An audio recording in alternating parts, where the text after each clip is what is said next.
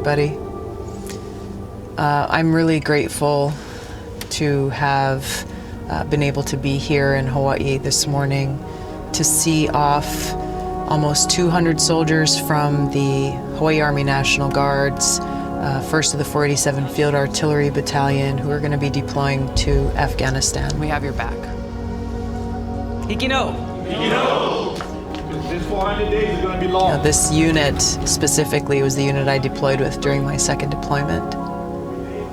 So there were a lot of people there who I served with during that deployment. There were a lot of new faces, a lot of younger soldiers, people who've never been deployed before. It's been a tough morning, sending them all off, accepting that I'm not going with them. A lot of my friends, they've served on 2 or 3, or this is their 4th deployment. For a bunch of them, they said this is going to be their last, primarily because it's been so tough on their families. Be safe. Come back. I will. I made a promise to you. Yeah. I talked to one friend of mine, actually. Both he and his wife are full-time soldiers in the Hawaii Army National Guard. I served with them during the last 2 deployments.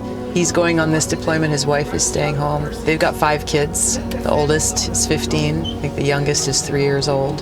His 15-year-old said, Dad, you're not going to be around to help teach me how to drive. But, you know, it's the things that never make it into the headlines, and it's the peoples whose names are not spoken.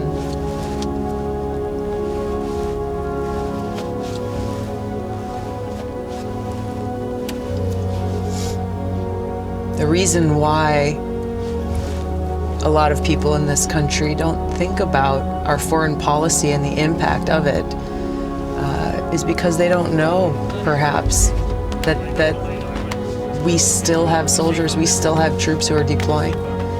Put the politics aside. These are men and women of all ages who are willing to put their lives on the line for our country. Incredible, incredible people who are putting service above self. They are why it's so important. They are why it's critical that we honor their service, that we honor their great sacrifice by making sure that they are only sent on missions that serve the interests of the American people, that keep us safe, that we end these regime change wars that have proven so costly in so many ways. We're sending off almost 200 today, but there are many more who are currently deployed or soon to be deployed. I will continue to do all that I can.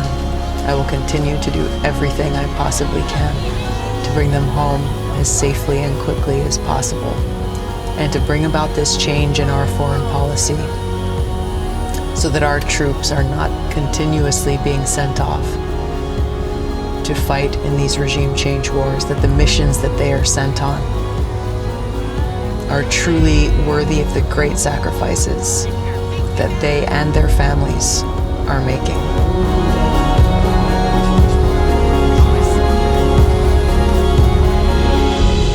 Let's keep them at the forefront as a reminder of why we're doing what we're doing and who we're fighting for.